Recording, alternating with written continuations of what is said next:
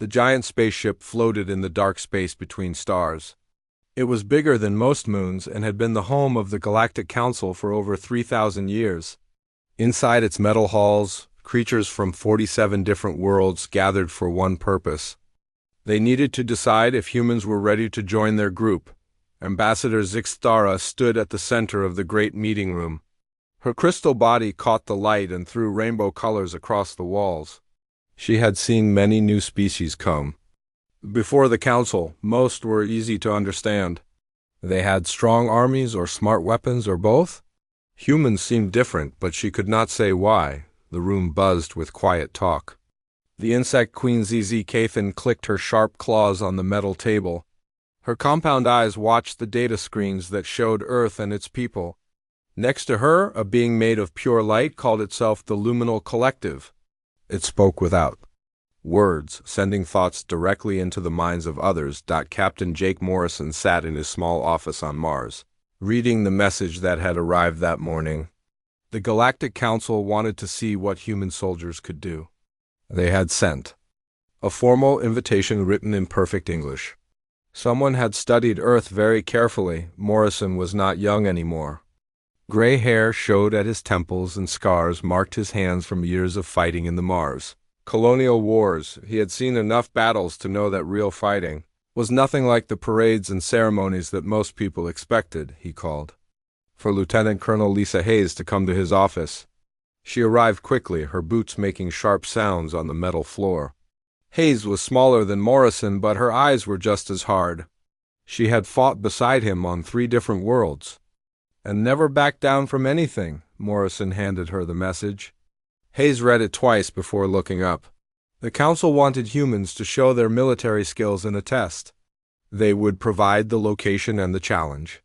Humans just needed to bring their soldiers and do their best. The message was polite, but Hayes could read between the lines. The aliens thought they already knew what humans could do. They had scanned Earth's technology and counted its weapons. In their minds, humans were just another species that might be useful but not dangerous. On the council ship, the military experts shared their reports about human capabilities. The numbers were not impressive.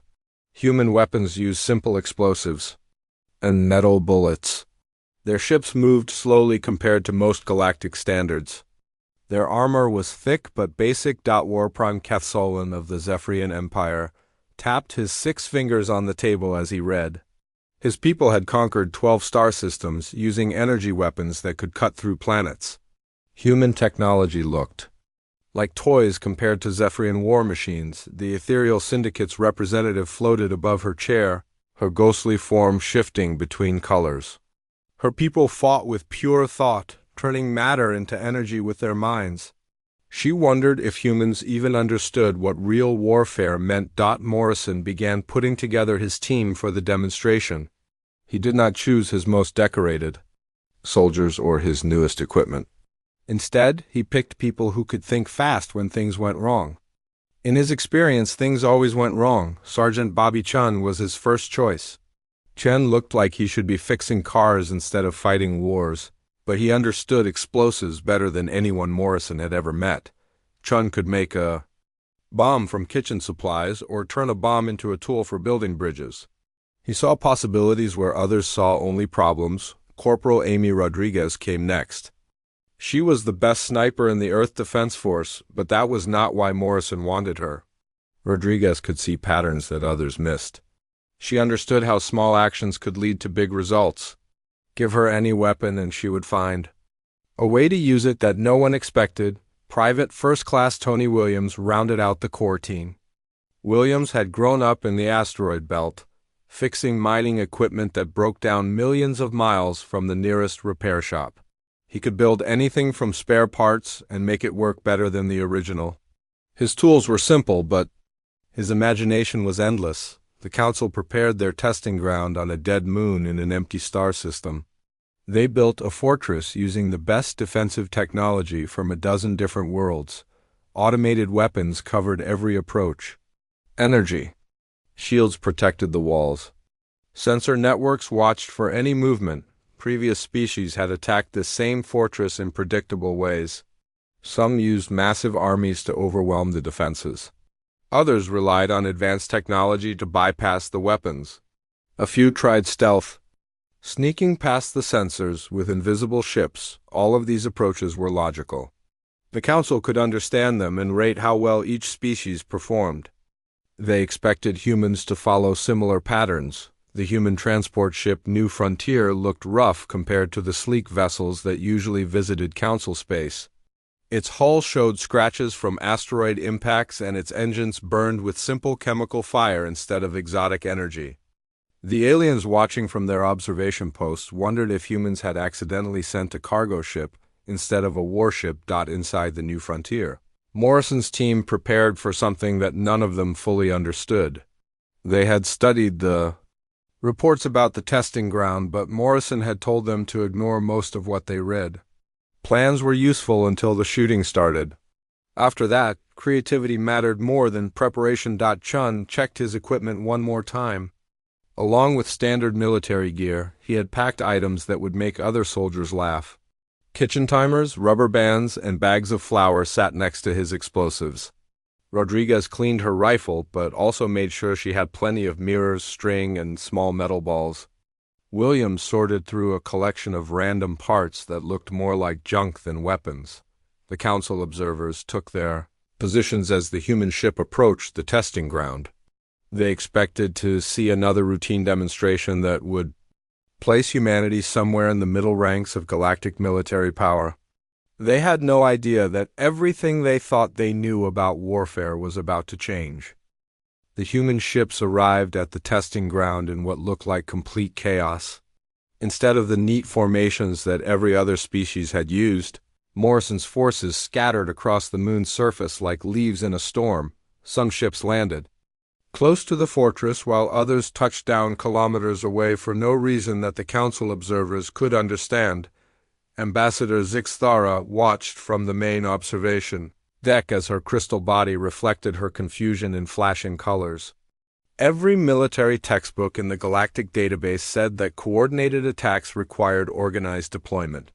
The humans seemed to be doing everything wrong from the very beginning. War Prime Kethsalon leaned forward in his chair, his 6 eyes focused on the tactical displays.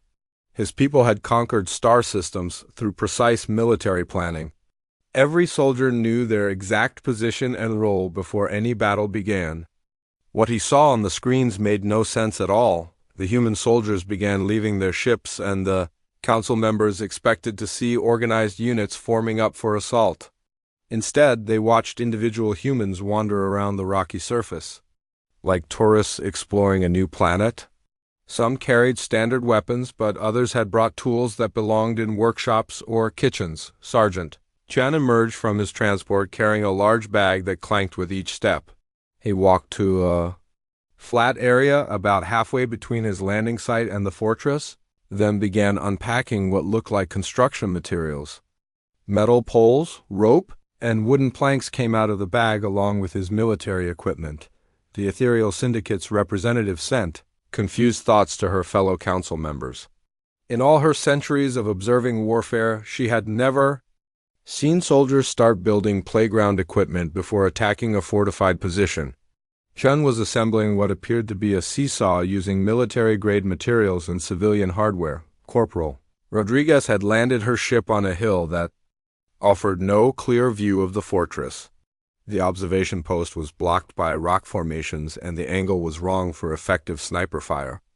She climbed out with her rifle and a collection of small objects that sparkled in the alien sun. Rodriguez began setting up mirrors and pieces of reflective metal in seemingly random locations.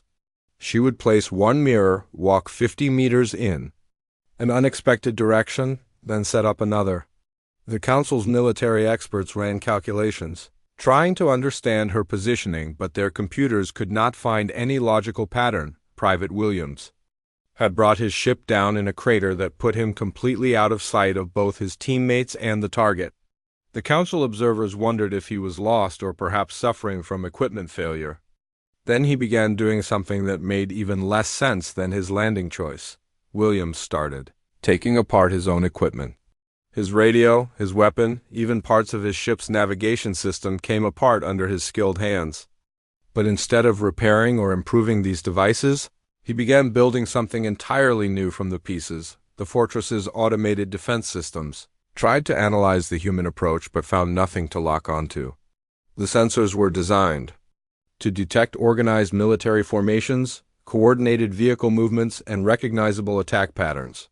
What they saw instead was a group of individuals doing unrelated activities that had no apparent connection to warfare. Captain Morrison established what he called a command post near the center of the scattered human positions. His command post consisted of a folding chair, a small table, and a coffee maker that he had somehow managed to bring from Earth. He sat drinking coffee and watching his team work while speaking into a simple radio. The council members listened to Morrison's communications with growing bewilderment. Instead of giving military orders, he seemed to be having casual conversations with his soldiers. He asked Chain about his childhood, discussed Rodriguez's favorite foods, and shared funny stories with Williams about broken equipment they had both encountered. The Luminal Collective tried to analyze the human communication patterns but found them impossible to decode. The humans used references that made no sense, spoke in incomplete sentences, and seemed to change topics randomly. Yet somehow they all appeared to understand each other perfectly. Hours passed and the human activity continued without any recognizable military purpose. Chun had built several pieces of playground equipment, including swings, slides, and what appeared to be a catapult designed for launching children rather than projectiles. He tested each piece carefully, making small adjustments with the precision of an engineer. Rodriguez had created a network of mirrors and reflective surfaces that covered nearly a square kilometer of the moon's surface. The mirrors were positioned at angles that served no obvious tactical purpose, but she checked each one repeatedly with instruments that measured things the council's sensors could not identify. Williams had assembled dozens of small devices from the parts of his military equipment. Each device was simple and could only perform basic functions, but there were so many of them that they formed a small army of mechanical helpers. They rolled around his crater, beeping at each other and performing tasks that seemed completely unrelated to the mission. The council's patience began wearing thin. The mechanical Concordat's delegate ran additional scans of the human forces, certain that there must be some hidden technology that their sensors were missing. The scans revealed nothing more advanced than standard Earth equipment, much of it modified in ways that seemed to make it less effective rather than more powerful. Hive Queen Scathan clicked her claws against the observation window as she watched the humans continue their bizarre preparations. Her insect armies moved with perfect coordination, each individual knowing exactly what role they played in the larger battle plan. The human approach violated every principle of organized warfare that her species had developed over millions of years. The fortress's defensive systems grew increasingly confused as they tried to classify the human threat level. The individual humans carried weapons but were not using them. They had brought military equipment but were not deploying it in recognizable patterns. The computer systems designed to predict enemy behavior found themselves unable to generate meaningful assessments. As the day wore on, the council observers began to whisper among themselves. Some suggested that perhaps human warfare was more ceremonial than practical, involving elaborate rituals before the actual fighting began. Others wondered if the humans were simply not ready for this level of military evaluation. Morrison finished his coffee and stood up from his folding chair. He spoke a single word into his radio that the council's translation systems rendered as showtime. Across the moon's surface, his scattered team members stopped their individual activities and began moving with sudden purpose. The demonstration was about to begin, but nothing the council had observed prepared them for what would happen next. When Morrison said showtime, everything changed in ways that no one could have predicted. Chion's playground equipment suddenly revealed its true purpose as he loaded his homemade catapult with devices that looked nothing like traditional weapons. Instead of explosives or projectiles, he launched what appeared to be modified radio equipment toward the fortress. The small devices landed around the fortress walls and immediately began broadcasting on frequencies that made the defensive systems stutter and hesitate. The fortress computers had been programmed to handle jamming attempts, but these signals were not trying to block communications. Instead, they were feeding false information directly into the targeting systems. Ambassador Zixthara watched her. Tactical displays flicker with conflicting data as the fortress sensors began reporting impossible things. According to the readings, there were now 300 human soldiers approaching from the north, 50 armored vehicles coming from the south, and a fleet of aircraft that were somehow flying underground. Rodriguez began her sniper sequence by shooting at targets that made the council observers question their understanding of marksmanship. Her first shot hit one of her own mirrors, which reflected the laser beam toward another mirror 50 meters away. The second mirror bounced the light to a third, then a fourth, creating a chain of reflections that zigzagged across the battlefield, but Rodriguez was not shooting at the fortress. She was shooting at pieces of equipment that her teammates had left in specific locations. Each shot triggered a carefully planned reaction. A laser beam would hit a small device that Williams had built, causing it to release a spring-loaded mechanism that pushed over a carefully balanced rock. The falling rocks created small avalanches that revealed hidden cables that June had buried during his construction work.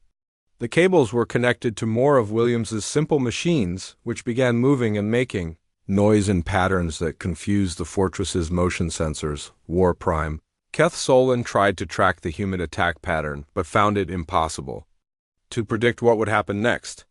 Every action led to 3 more actions, and each of those led to others in an ever-expanding web of cause and effect. His military computer systems, designed to calculate battlefield probabilities, began displaying error messages. Williams released his army of simple robots into the chaos. Each robot could only perform basic tasks like rolling forward, beeping, or flashing lights. Individually, they were harmless and almost useless. But Williams had built hundreds of them, and together they created something that the fortress defenses could not handle. The robots did not attack in organized waves or follow predictable patterns. Instead, they spread across the battlefield like water, flowing around obstacles and filling every available space. Some rolled straight toward the fortress while others wandered in circles.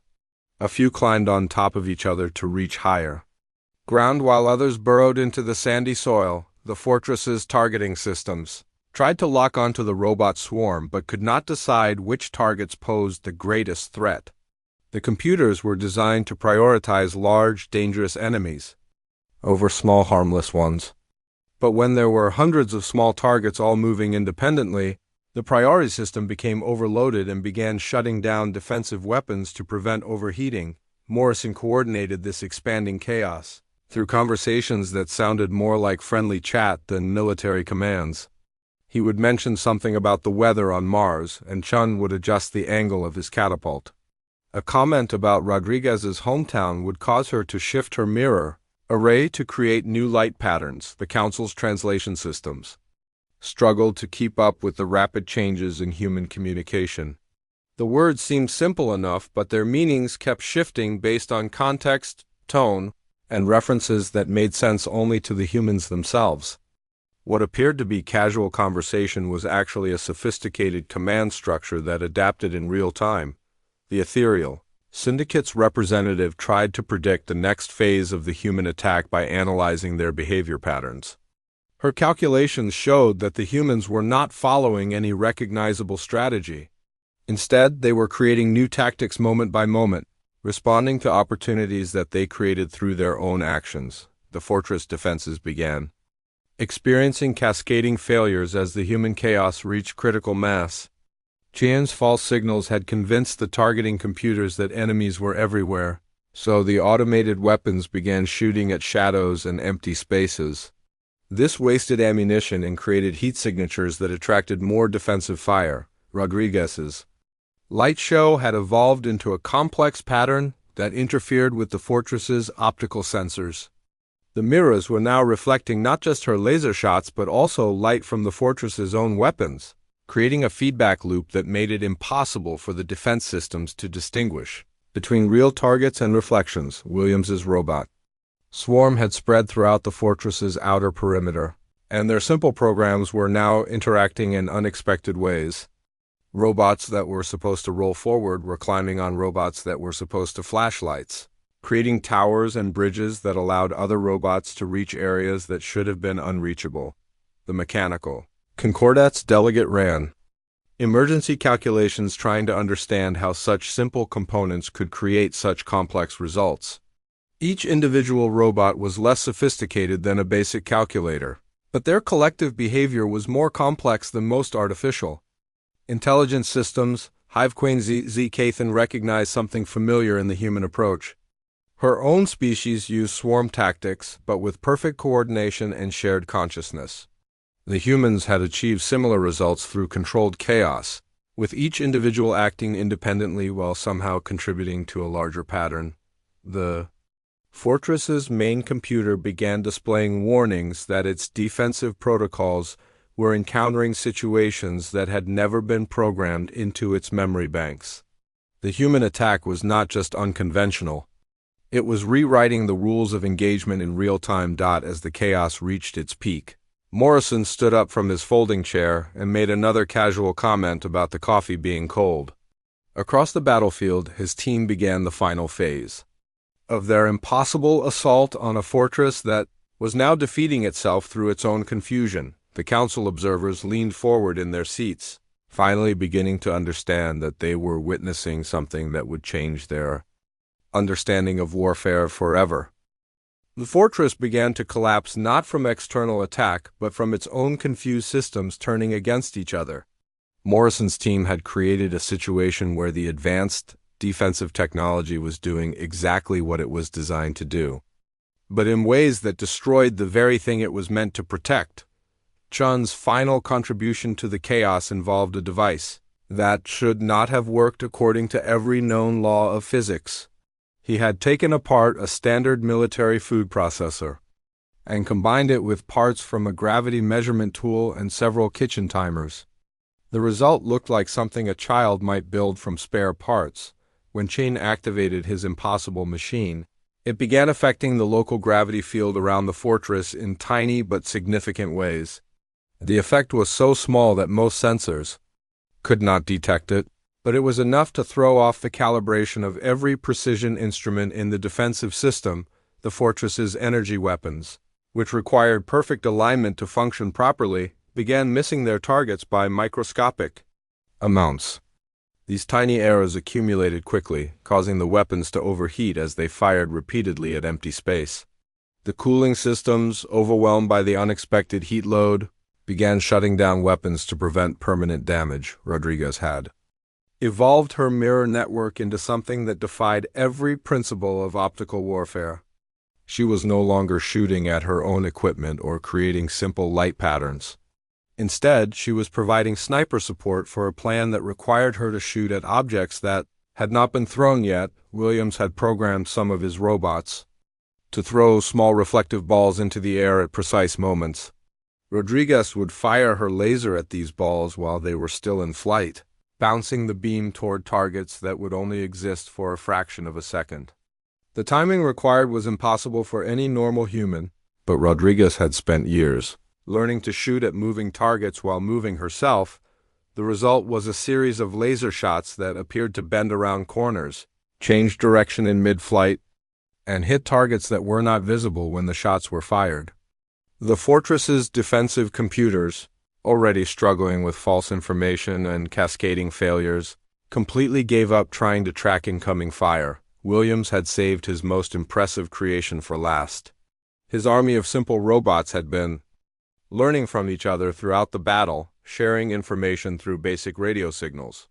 Each robot could only remember a few simple commands, but together they had created a distributed intelligence that was greater than the sum of its parts. The robots began performing what could only be described as a synchronized dance across the battlefield. Hundreds of small machines rolled, jumped, and flashed their lights in patterns that seemed random but were actually carefully calculated to create maximum confusion in the fortress's sensor networks. The dance created interference patterns that made it impossible for the defensive systems to distinguish between real threats and false signals.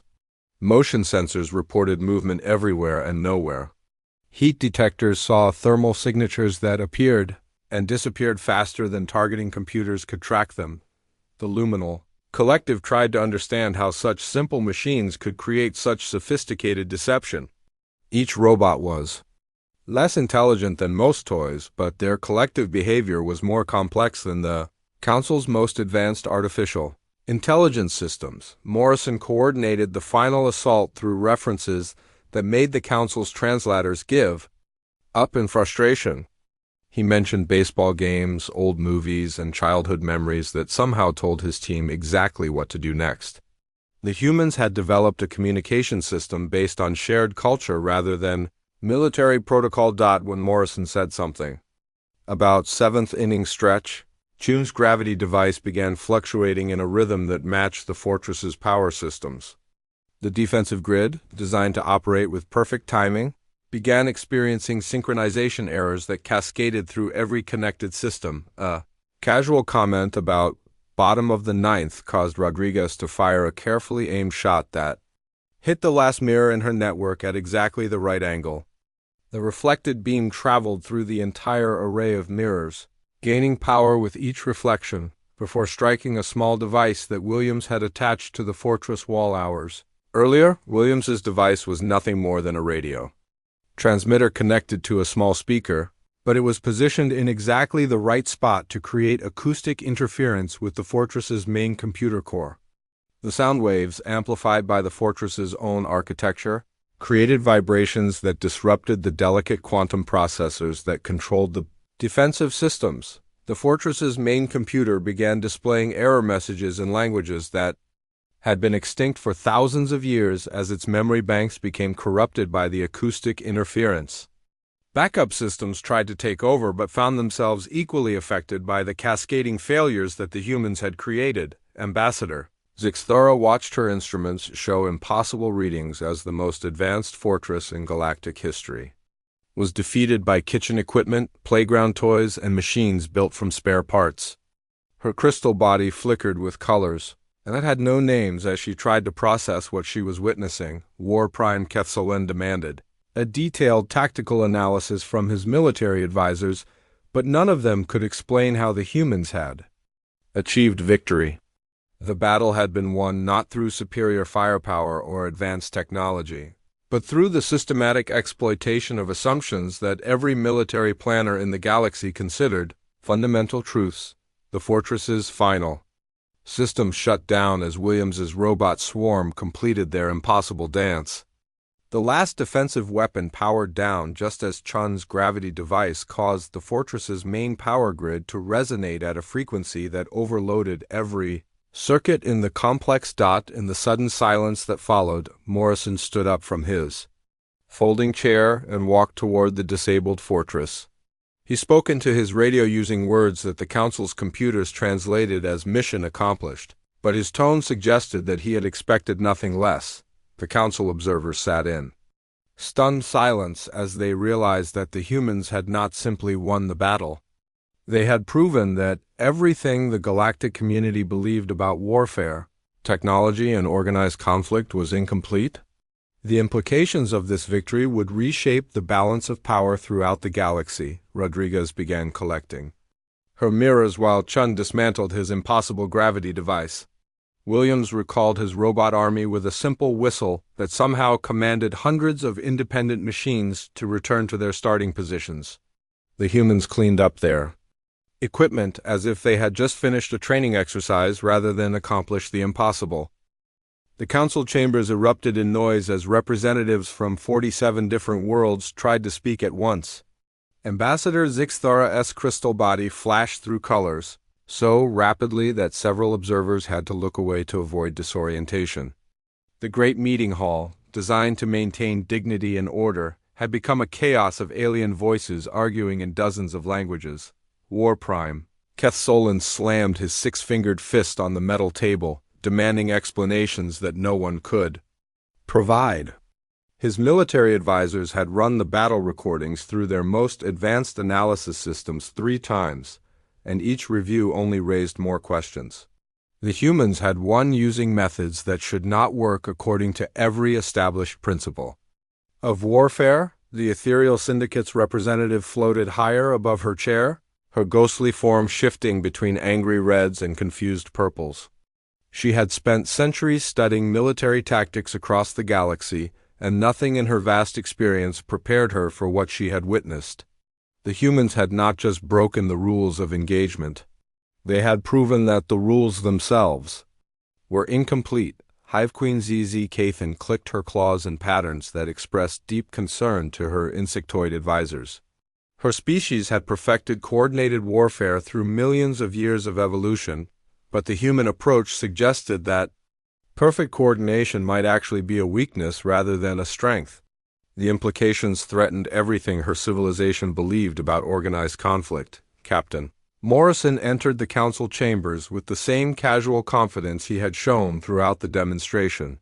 He carried a simple briefcase and wore a standard Earth military uniform that looked plain compared to the elaborate ceremonial gear worn by other species representatives.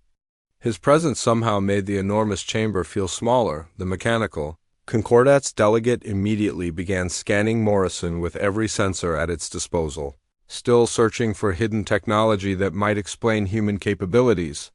The scans revealed nothing unusual. Morrison was exactly what he appeared to be, a middle-aged human soldier with standard augmentations and basic equipment. Morrison was asked to explain his tactics to the assembled council. He set his briefcase on the speaker's platform and looked out at the sea of alien faces, energy beings, and mechanical constructs that made up the galactic government. When he spoke, his words were translated into dozens of languages, but their meanings seemed to become more confusing rather than clearer. He began by talking about something he called Murphy's Law, which stated that anything that could go wrong would go wrong at the worst possible moment. The Council's computers provided literal translations that made no sense to most species. How could a law of physics be named after someone called Murphy, and why would any military force plan for failure? Morrison explained that human military doctrine was built around the assumption that plans would never survive contact with reality. Human soldiers trained not just to follow orders, but to adapt when those orders became impossible to follow. They prepared for situations where their equipment would break, their communications would fail, and their enemies would do unexpected things. The council members listened with growing alarm as Morrison described human training methods. Human soldiers practiced fighting with broken weapons, navigating without instruments, and completing missions with equipment that was intentionally sabotaged. They learned to see opportunities in disasters and to treat obstacles as resources waiting to be used differently. Lieutenant Colonel Hayes joined Morrison at the platform and added details that made the council's concern deepen. She explained that the demonstration had been relatively simple compared to what human forces could accomplish when facing real enemies. The fortress had been designed to stop conventional attacks, but humans specialized in unconventional solutions. The humans had not actually intended to capture the fortress at all. Their real objective had been to prove that the testing scenario itself was flawed. By succeeding through impossible methods, they had demonstrated that the Council's evaluation criteria could not measure the most important aspects of military effectiveness. War Prime Keth Solon demanded to know how such chaotic methods could be reliable in actual warfare. Morrison's answer sent chills through the assembled representatives. He explained that human chaos was not random at all. It was controlled unpredictability based on deep understanding of how systems failed and how failures could be turned into advantages. The Luminal Collective sent urgent thoughts to its fellow council members, pointing out a disturbing trend in the data. Species that had observed human tactics were beginning to modify their own military approaches. Exposure to human methods was causing other civilizations to think differently about problem-solving and conflict resolution. Ambassador Zixthara raised the most frightening possibility of all. If human unpredictability was viral, spreading to other species through simple observation, what would happen to galactic civilization if humans became full council members? Would their chaotic thinking eventually infect every military force in known space? Morrison addressed this concern with a smile that made several council members step backward. He explained that humans did not see their adaptability as chaos at all. They saw it as evolution in action. When faced with problems that had no solutions, humans did not accept defeat. They changed the nature of the problems themselves. Hayes added that human history was full of examples where impossible situations had been resolved through creative thinking rather than conventional force. Humans had survived ice ages, plagues, wars, and natural disasters by refusing to accept that anything was truly impossible. They brought this same attitude to every challenge they encountered. The Council faced a decision that would reshape the balance of power throughout the galaxy. Humanity could not be controlled, predicted, or contained using existing methods. They represented not just a new military force, but a fundamentally different way of thinking about reality itself. The debate that followed lasted for hours, but the outcome was inevitable. Humanity had proven that they belonged in the galactic community not because they followed the rules, but because they could rewrite the rules when necessary. The Council voted to grant humanity full membership, knowing that nothing would ever be the same again. As the human delegation prepared to leave, alien military observers frantically requested copies of the battle recordings. They wanted to study human methods, not to defend against them, but to learn from them. The galaxy had discovered that sometimes the best way to solve impossible problems was to refuse to believe they were impossible in the first place. Morrison packed his briefcase and walked out of the council chambers, leaving behind a galactic government that would never again assume they understood the limits of what was possible.